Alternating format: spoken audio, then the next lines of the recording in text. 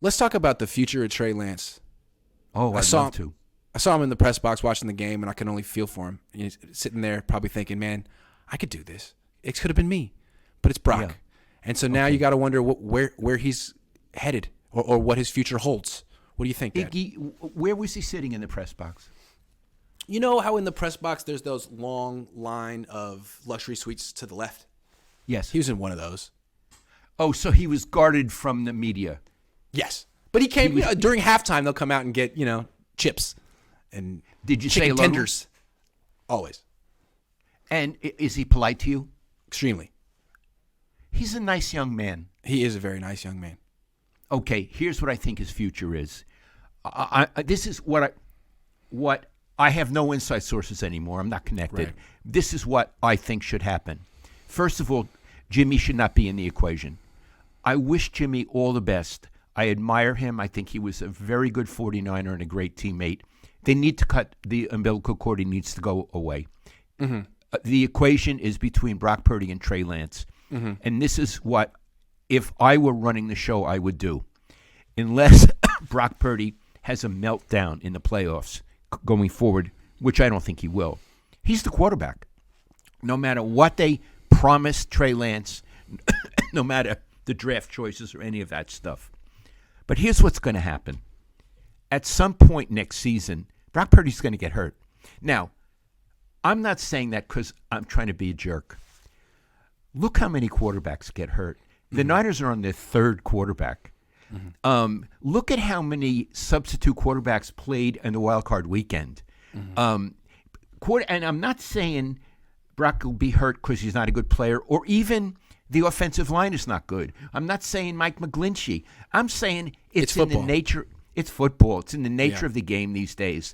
And what'll happen at some point, and I don't know when, Trey Lance better be ready. Yeah. Because that'll be his shot.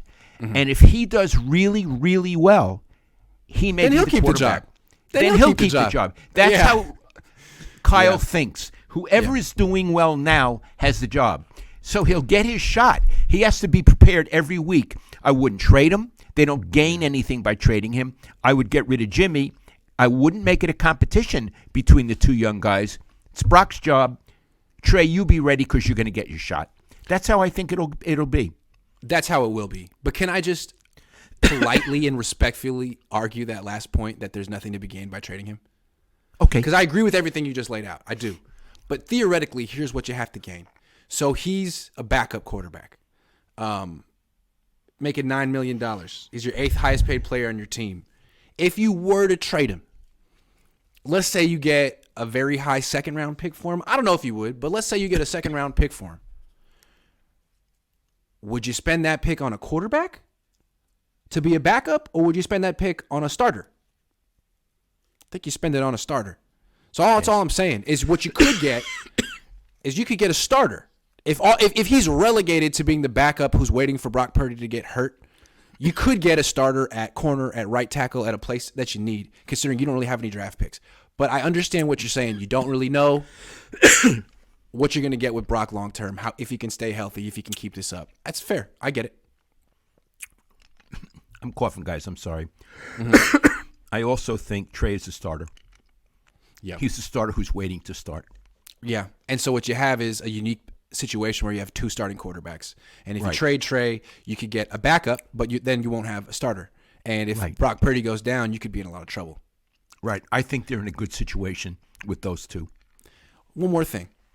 If I were the owner, I would be kind of interested. Who drafted Brock Purdy? What were the reasons? What's the blueprint that led you there? And can you do it again? Because if you can, you know what I mean? Like Trey Lance still, as impressive as he is, he's a project. He hasn't played in a while. He needs some development. Could the Niners get like another Brock Purdy who needs no development and is kind of overlooked and is very experienced? Because they seem to do well with that kind of quarterback. And if they could, do you need Trey Lance anymore? Those are my questions. Right. Yeah. I don't know. It's a big if. Big if. And again, I think the main point here is that the Niners are going to do what you said. Yeah. I think they're going to do what you said. That's exactly what's going to happen. Do you think Jimmy will Jimmy be on the team? No. No way. Let's talk about that real quick. Subtopic, the future of Jimmy Garoppolo. What do you expect? Oh, boy. You know what, Iggy? That's murky. He may end up as a backup quarterback somewhere. I think so too. I think a couple of months ago when he was playing, he was thinking he was going to get a big contract as a starter. But now that Brock Purdy's out playing him, I think it makes you go back and look at the entire Jimmy Garoppolo era and say, like, man, maybe he really was holding him back. Yes. Yeah. You know? I like the question. I think he's a backup quarterback, and what'll happen is he'll have to wait for his turn. Absolutely. He'll have to wait. Just like he did this year, and he did a good job. But now he's going to have to go somewhere that doesn't have Christian McCaffrey, Deebo Samuel, Ayuk, Kittle. Like, he's going to have – that's probably why he wanted to stay on the 49ers so long. He knew it was such a good team, that his numbers would be good, his record would be good here. Now he's got to go and compete with a rookie somewhere in, I don't know, Indianapolis or Vegas, something like that. Yeah. That's rough. I think so. Again, I wish him a good future. I think he's a good guy. I think, again, what you and I have always said, he's a serviceable quarterback. Yeah. And to me, serviceable is a grade C. Right. Not a B. See, I have sympathy for Jimmy, but at the same time, I feel like I have more sympathy for Trey because Trey's career hasn't gotten off the ground yet. Jimmy has made $150 million or something like that. He's played a lot, gotten a lot of opportunities. Now he has to decide whether he likes football enough to, be competing for jobs on a year-to-year basis, making money that's way below what he made in the past. Like, how much do you want to do this still? That Trey has to get a shot sometime, and it seems like bad luck. A lot of it is just luck getting in his way. There was a pandemic that took away a year, and then there was Jimmy, and then there was an injury, and now Brock came out of nowhere. He has to sit another year. It's like, man, that's a rough challenge.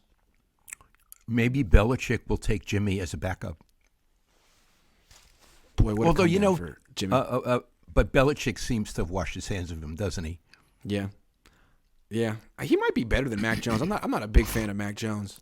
I don't really like him that much. I think he's kind of weak. But anyway, okay. So Trey Lance will get his shot eventually, and then I think he'll get it next season.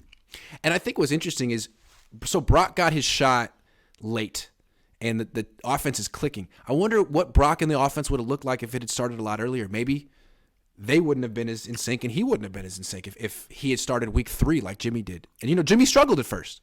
He lost to Denver, lost to Atlanta. So I don't know. Maybe if Trey Lance gets his shot late next year, he'll look really good. What happened with Brock Purdy happened at exactly the right time. It did. It really happened did. at the right time.